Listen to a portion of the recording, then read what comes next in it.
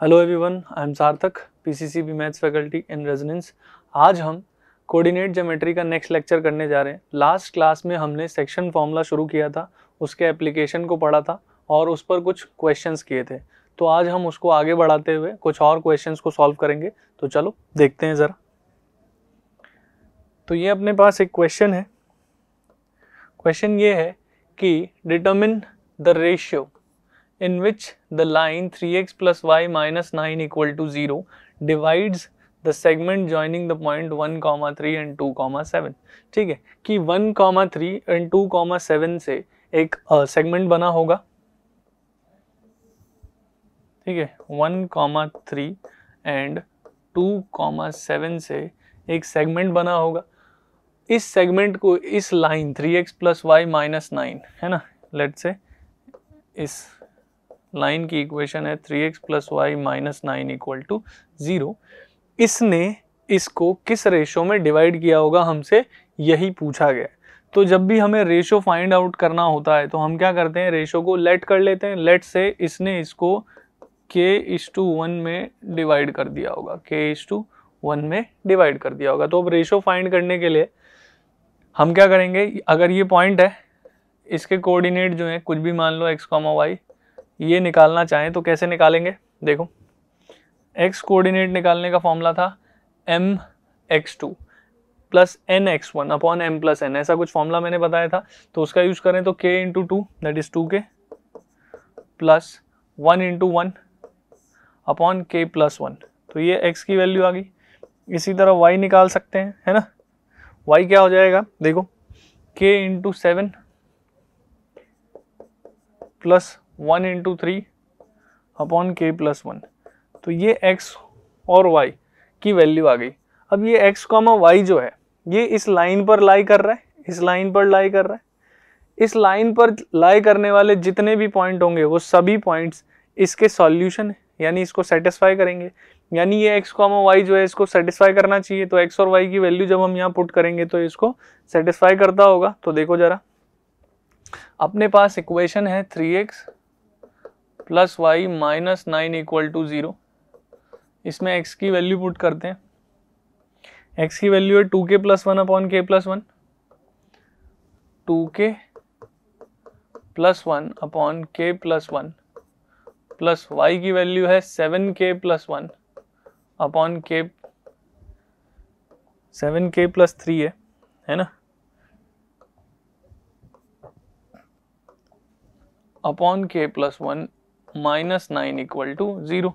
अगर मैं इसमें एलसीएम लेना चाहूँ तो LCM will be k plus 1 और ये हो जाएगा 3 2 जा 6 plus 3 into 1 plus 7k plus 3 minus 9 into k plus 1 यानी minus 9k minus 9 equal to 0।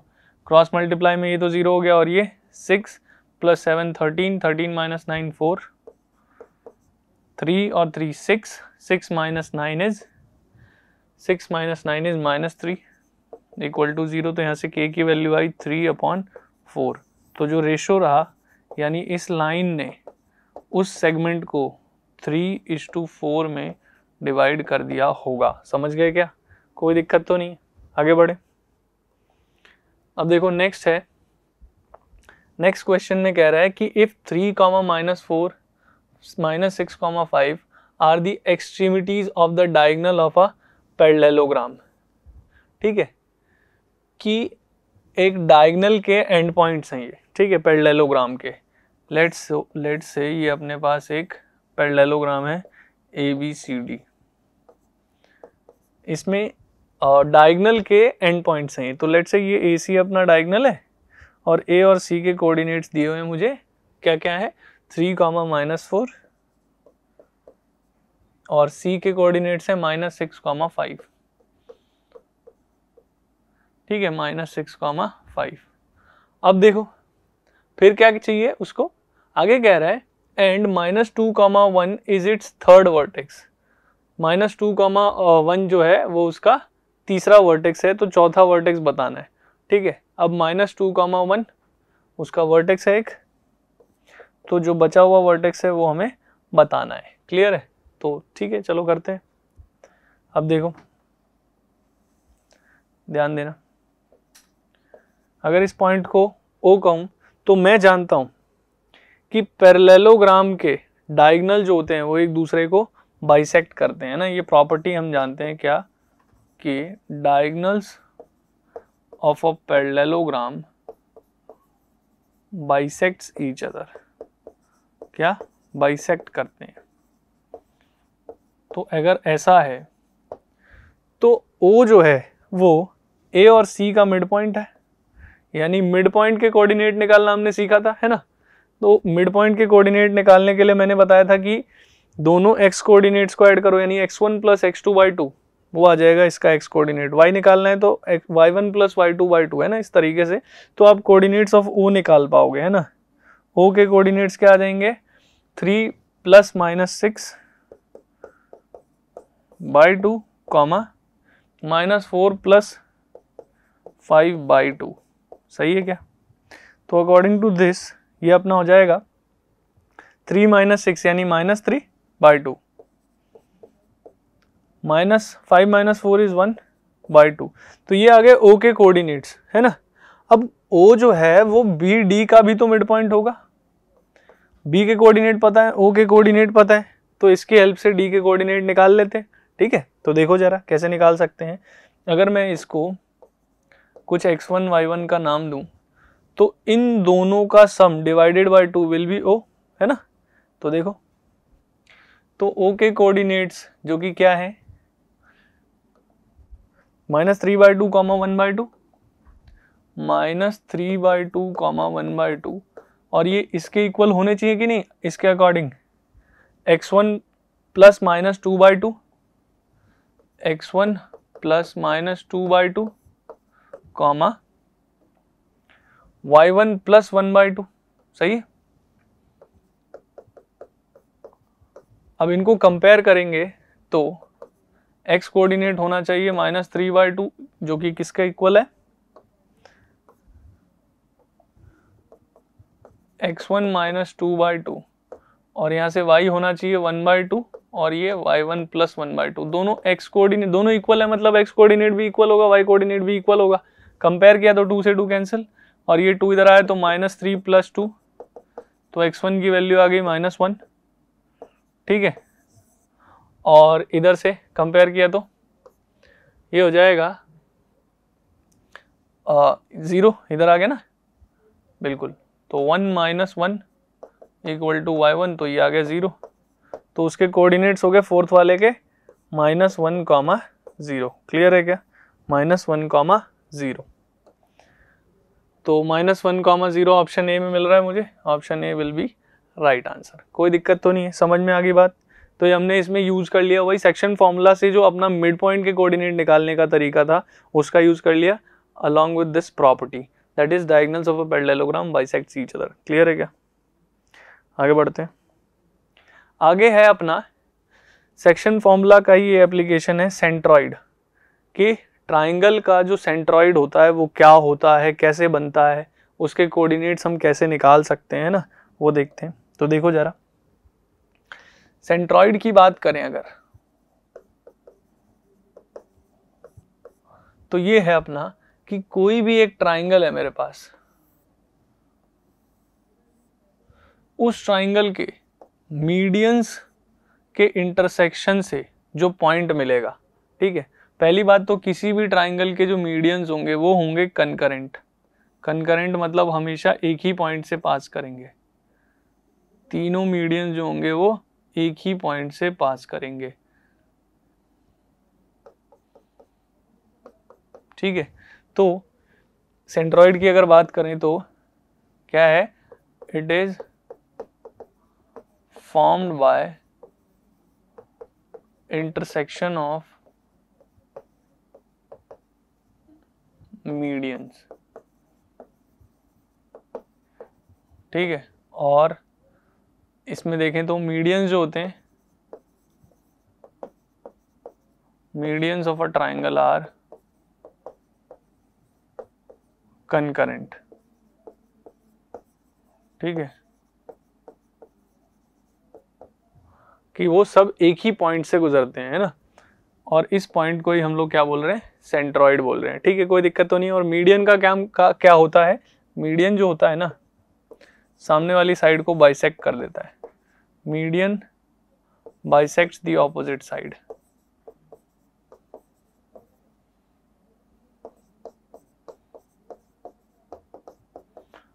जिस भी साइड पे वो बना है वो उसको बाइसेक्ट कर देगा। जैसे AD अगर मीडियन है तो वो BC को बाइसेक्ट कर देगा, BE अगर मीडियन है तो वो AE को बाइसेक्ट कर देगा, ये इसको बाइसेक्ट कर देगा, ठीक है। तो ये मीडियन का काम हो गया, कोई दिक्कत तो नहीं है। अब बात करते हैं, अगर मुझे इस ट्राइंगल के तीनों वर्टेक्स के कोऑर्डिनेट है पता है, जैसे इस A के कोऑर्डिनेट्स हैं x1 y1, B के कोऑर्डिनेट्स हैं x2 y2 और C के कोऑर्डिनेट्स हैं x3 y3, तो मैं किस तरीके से सेंट्रॉइड, जिसका नाम मैं रख देता हूं G के कोऑर्डिनेट्स निकाल सकता हूं, उसको समझता हूं, ठीक है। तो देखो ध्यान देना, अब D जो है वो BC का मिड पॉइंट है, तो D के कोऑर्डिनेट्स में इजीली निकाल सकता हूं, है ना। So coordinates of D will be, D के कोऑर्डिनेट क्या होंगे, x2 प्लस x3/2 क्योंकि मिड पॉइंट था, और y कोऑर्डिनेट होगा y2 प्लस y3/2। क्लियर है, चलो ये आ गया। तो अब D आ चुका है मेरे पास और A है मेरे पास, G निकालना है। तो अगर मुझे A से G और G से D का रेशो पता चल जाए तो भी मैं ये बात कर दूंगा, ठीक है। तो इसको एक और पॉइंट ले लो, मीडियंस की ये प्रॉपर्टी होती है, मीडियंस की प्रॉपर्टी होती है क्या, कि मीडियंस जो हैं, medians divide each other in 2:1, इस रेशो में डिवाइड करते हैं एक दूसरे को, ठीक है। 2:1 के रेशो में डिवाइड करते हैं, मतलब A से G है ना, इसका मतलब क्या है कि A से G और G से D का जो रेशो होगा वो 2:1 का होगा, ठीक है। और सिमिलरली आप चाहते तो B से G और G से E भी, B से G और G से E ये भी 2:1 होगा, है ना। इसी तरह C से G और G से F ये भी 2:1 ही होगा। क्लियर है, कोई दिक्कत तो नहीं। हमेशा दो पार्ट कौन सा होगा, 2:1 में 2 कौन सा होगा, जो वर्टेक्स की तरफ से निकला हुआ है, वर्टेक्स से जो है, जैसे AG, BG, CG, और जो दूसरा एंड होगा GD, GE, GF, ये 1 वाला होगा, 2:1, ठीक है। क्लियर है, हमेशा इसी रेशो में डिवाइड करेंगे। तो अगर ऐसा ही है तो यानी मुझे पता चल गया ना, ये 2 और ये 1 है, ठीक है, 2 1 है, ठीक है, 2:1 के रेशो में है।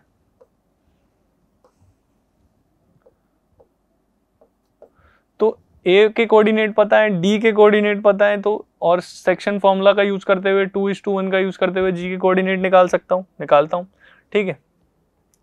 तो G के कोऑर्डिनेट विल बी, ध्यान देना क्या होता है, 2 इंटू इसका x कोऑर्डिनेट ये रहा, ठीक है ना। तो 2 into x2 plus x3/2 plus 1 into, है ना, 1 इंटू x1 अपॉन 2 प्लस 1, सही है। ये x कोऑर्डिनेट हो गया, इसी तरह y कोऑर्डिनेट भी निकाल देता हूं।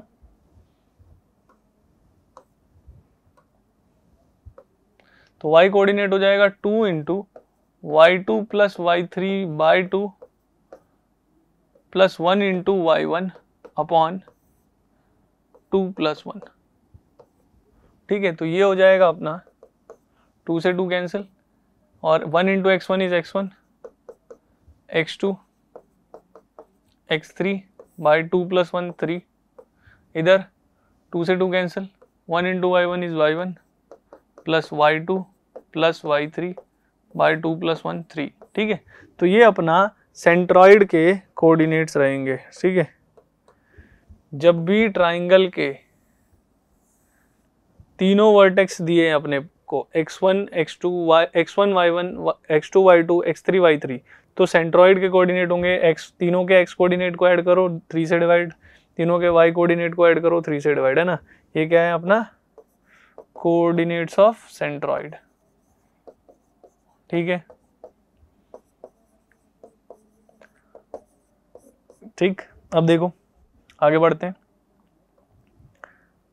आगे है अपने पास इन सेंटर, ट्राइंगल का इन सेंटर। तो इन सेंटर की अगर बात करें तो इन सेंटर जो है वो किसी भी ट्राइंगल में एंगल बाइसेक्टर्स से बनता है। जैसे अपने पास मान लो ये ट्राइंगल है ए बी सी, ठीक है, लेट्स से ये ए बी और सी है, तो ये एंगल ए का इंटरनल एंगल जो होते हैं उनका बाइसेक्टर, एंगल ए का बाइसेक्टर, ठीक है, एंगल बी का बाइसेक्टर, ठीक है, और एंगल सी का बाइसेक्टर, ठीक है। ये जहां भी मिलेंगे वो पॉइंट अपना क्या कहलाएगा, इन सेंटर कहलाएगा, ठीक है। क्या कहलाएगा, इन सेंटर, ठीक है। अब देखो समझो जरा बात को। तो इन सेंटर की अगर बात करें तो कैसे बन रहा है, इन सेंटर बन रहा है इंटरनल एंगल बाइसेक्टर से। तो इन सेंटर बन रहा है अपने पास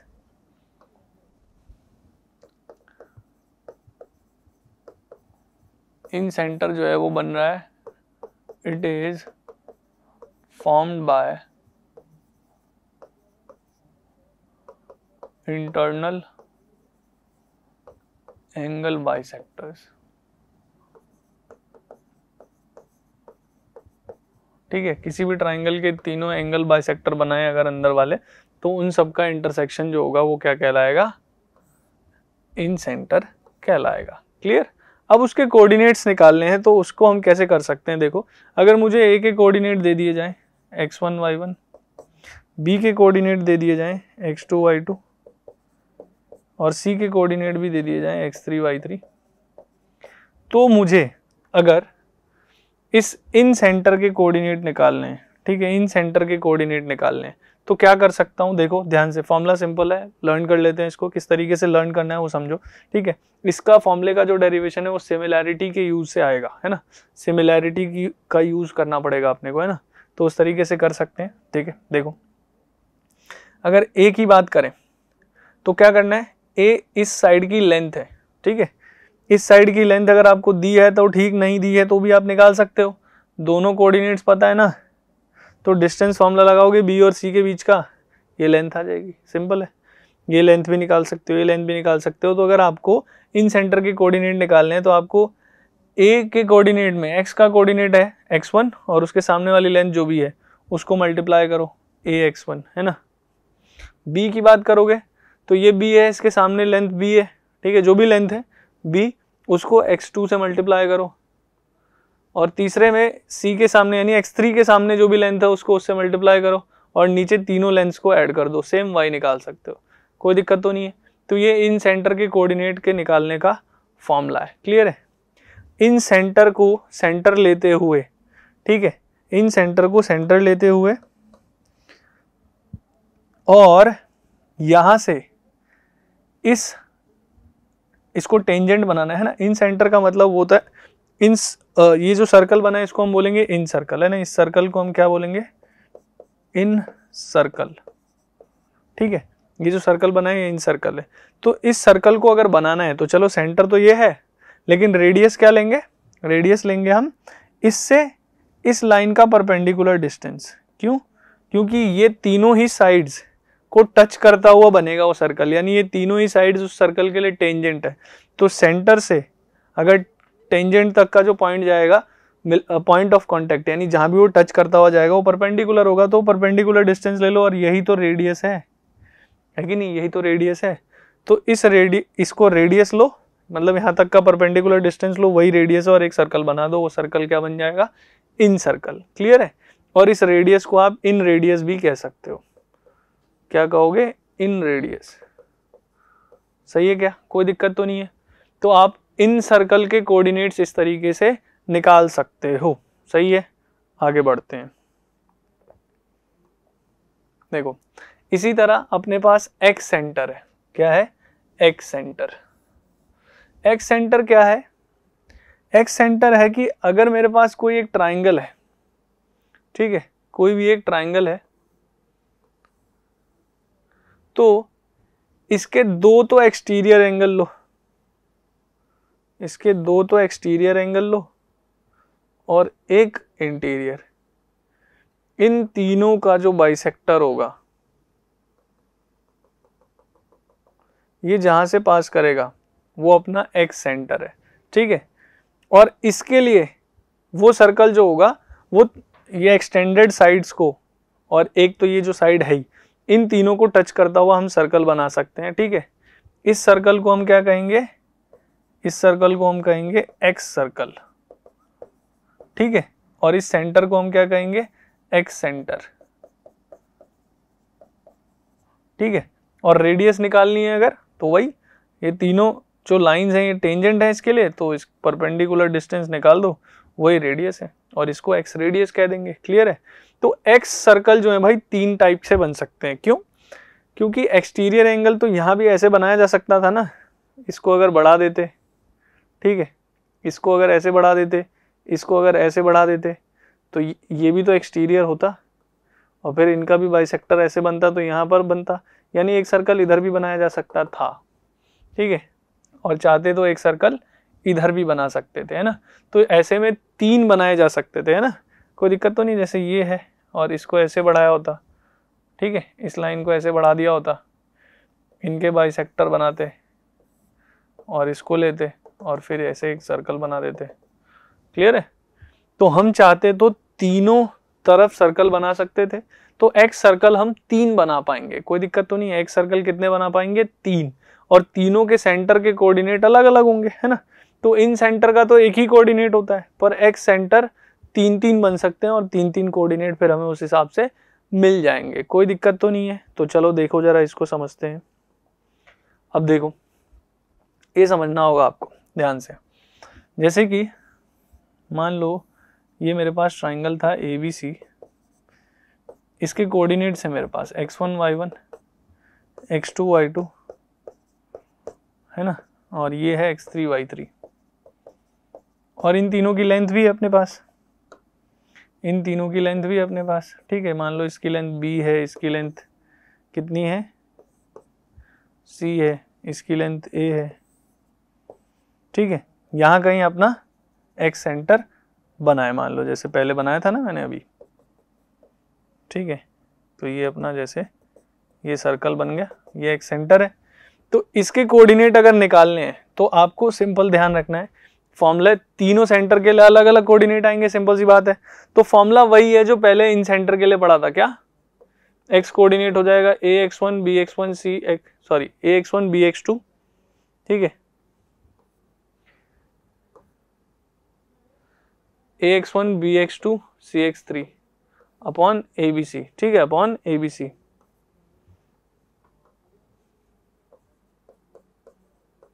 बस इसमें एक माइनस आता है, कौन सा माइनस होगा, जिस वर्टेक्स के सामने वाला आप ले रहे हो, ठीक है, वो वाला माइनस का कर देना है, ठीक है। जैसे यहां पर देखो, ठीक है,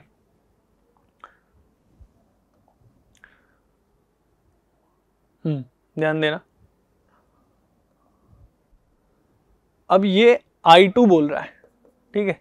यहां पर अगर मैं I1 की बात करता हूं, I1 की बात करता हूं तो I1 जो होगा वो ये वाला होगा, ठीक है।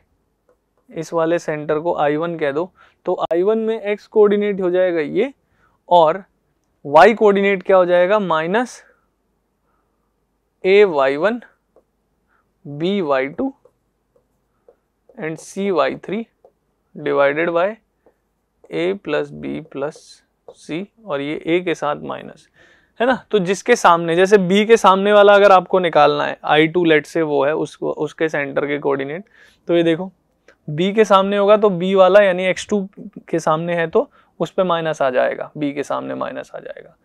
सेम अगर I3 निकालना है तो देखो c के सामने यानी कि x3 जो c के सामने वाला सेंटर है वो निकालना है। तो इस तरीके से हम इन फॉर्मूलों को भी याद रख सकते हैं। क्लियर है, बात बढ़ गई, आगे बढ़ते हैं, ठीक है। अब देखो जरा इस पर क्वेश्चन है अपने पास कि find the coordinates of centroid and in center of the triangle whose vertices are this. ये अपने वर्टिसेस दिए हुए हैं, तो देखो क्या कर सकते हैं इसमें। लेट्स से ये 0,6 है, ये 8,12 है और एक 8,0 है। ठीक है, अब सेंट्रॉइड निकालना है तो सेंट्रॉइड तो सीधा सीधा होता है, क्या होता है centroid, x1 plus x2 plus x3 by 3, ठीक है, और y1 plus y2 plus y3 by 3। तो अगर इस हिसाब से बढ़ेंगे तो देखो क्या होगा, 088 है ना, 088 बाई 3 और y1 y2 y3 यानी कि 612 बाई 3, तो 8 8 16 बाई 3 और 12 प्लस 6 18 बाई 3 दैट इज 6। ठीक है, तो 16 बाई 3 6 जो है ये अपना कोऑर्डिनेट्स आ गए सेंट्रॉइड के। अब अगर आगे बढ़े और देखें हम, तो अब निकालना है मुझे इन सेंटर के कोऑर्डिनेट। तो इन सेंटर के कोऑर्डिनेट क्या होते हैं, उसके लिए फॉर्मूला अपने पास है ही, वो था कुछ इस तरीके से कि ax1 plus bx2 plus cx3 divided by a plus b plus c, ठीक है, comma ay1 plus by2 plus cy3 divided by a plus b plus c। ठीक है, जहां पर x1 x2 x3 तो अपने को पता ही है ना, कि x कोऑर्डिनेट है तीनों कोऑर्डिनेट्स के, तीनों वर्टिसेस के, और y कोऑर्डिनेट है तीनों वर्टिसेस के, y1 y2 y3। ABC क्या है, लेंथ है। ठीक है, ABC क्या है, लेंथ है। देखो इसके सामने वाली लेंथ, अगर ये A है, ये B है, ये C है, तो और ये x1 है तो x1 के सामने A है, ये x2 है तो x2 के सामने B है, ये x3 है तो x3 के सामने C है, ये लेंथ है। ठीक है, ये लेंथ है, तो अपने को लेंथ निकालनी पड़ेगी। तो इसकी लेंथ निकालो, यानी A क्या होगा, A की लेंथ क्या आएगी, देखो 8 माइनस 8 का स्क्वायर प्लस 0 माइनस 12 का स्क्वायर, डिस्टेंस फॉर्मूला सिखाया था, x2 minus x1 square plus y2 minus y1 square और पूरे का स्क्वायर रूट, है ना। तो ये तो 0 हो गया, 0 माइनस 12 12 यानी 12 का स्क्वायर, यानी ये तो 12 भी आ गया ना, A तो 12 भी आ गया ना, सही है। इसी तरह B की लेंथ निकालते हैं। B की लेंथ क्या आएगी, B हो जाएगा 0 माइनस 8 स्क्वायर 6 माइनस 0 स्क्वायर, है ना, 0 minus 8 square plus 6 minus 0 square. तो 0 माइनस 8 इज 8 यानी 64 प्लस 36 100 यानी 10, ये भी आ गया। इसी तरह C निकाल लेते हैं। C की लेंथ क्या आएगी, देखो जरा, 0 माइनस 8 एंड 12 माइनस 6 या 6 माइनस 12, है ना, 0 माइनस 8 प्लस 6 माइनस 12 सेम ही है।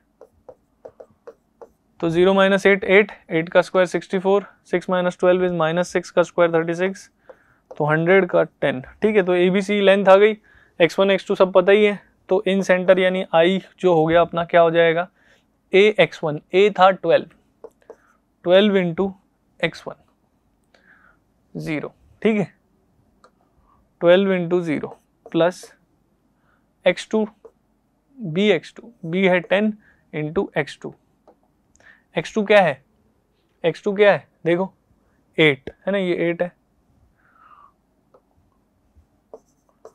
प्लस C x3 भी 8 है और C 10 है,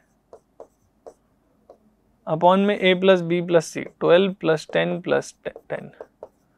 ठीक है, यहाँ भी वही 12 प्लस 10 प्लस 10 तो आ ही जाएगा नीचे, और ये हो जाएगा 12 इंटू जो भी कोऑर्डिनेट था।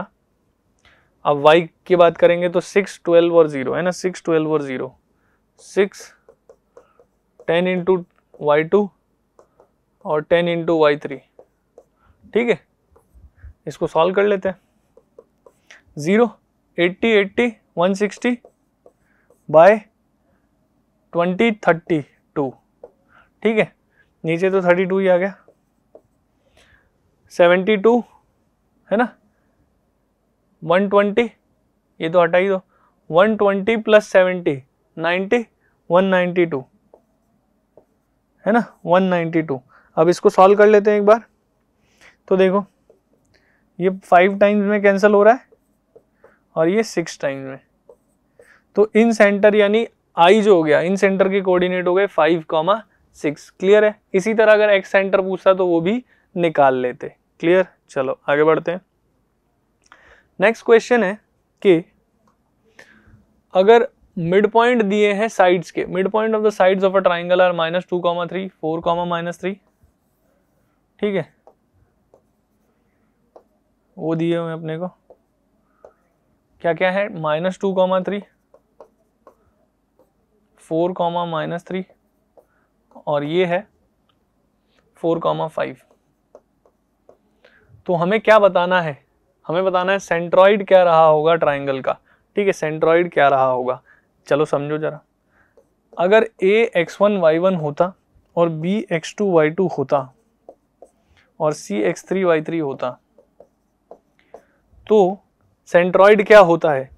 सेंट्रॉइड बताया था ना क्या होता है, सेंट्रॉइड होता x1 + x2 + x3 y3, है ना, और y कोऑर्डिनेट होता उसका y1 + y2 + y3 y3। अगर मैंने ये निकाल लिया तो सेंट्रॉइड आ जाएगा, सीधी सी बात है। ठीक है, तो अब चलो देखो जरा, भाई मिड पॉइंट है। ठीक है, मिड पॉइंट है तो यानी x1 + x2 y2 should be -2।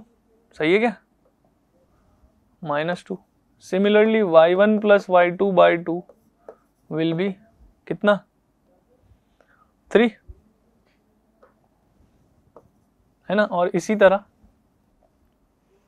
आगे बढ़ते हैं, x1 + x3 by2 4 और y1 + y3 by2 5, x1 + x3 by2 4 and y1 + y3 by2 is 5। इसी तरह x2 + x3 by2 4, x2 + x3 by2 4 and y2 + y3 by2 is -3। अब देखो इनको सॉल्व करते हैं ना, तो इन दोनों से क्या आने वाला है, x1 + x2 is -4, y1 + y2 is 6। ठीक है, और यहाँ पर क्या आने वाला है, x1 + x3 is 8 और y1 + y3 is 10। ठीक है, या आप चाहो तो एक काम और कर सकते हो। ठीक है, देखो जरा ध्यान से समझना, इसको जरूरत भी नहीं इसको सॉल्व करने की, है ना। एक तो तरीका ये था कि इन सबको सॉल्व करो, है ना, सॉल्व करो और x1 x2 x3 y1 y2 y3 की वैल्यू निकालो और फिर पुट करो, वो बहुत लेंदी हो जाता, तो उसकी जरूरत नहीं है। आप ऐसे कर लो, देखो अगर मैं इन सभी को ऐड करूं, देखना जरा ध्यान से, इन सभी को ऐड करूं, इन तीनों को ऐड करूं लेट से, तो क्या होने वाला है बताना जरा। इन तीनों का डिनोमिनेटर तो सेम ही है, तो डायरेक्ट ऐड हो जाएंगे क्या, देखना जरा ध्यान से, x1 x2 x1 x3 x2 x3, हाँ है ना, बाय 2 इक्वल टू -2 + 4 + 4। ठीक है, -2 + 4 + 4। ठीक है, तो ये तो एक काम अगर देखे ध्यान से तो 2 times x1 2 times x2 2 times x3, हाँ है ना, 8 - 2 6। तो क्या x1 + x2 + x3 नहीं आ गया ये।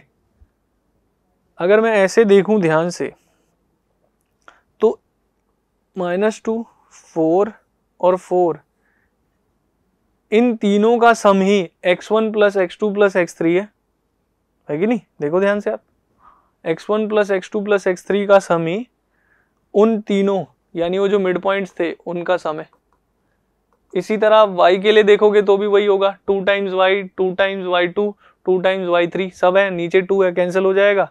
तो यानी कि सिमिलरली y1 + y2 + y3 है ना, इन तीनों का सम ही ये जो मिड पॉइंट्स थे उनका सम है 3 5 -3, 3 -3 कैंसिल हो जाएगा, 5 ही आ जाएगा, हाँ है ना, ठीक है, कोई दिक्कत तो नहीं है, ठीक है।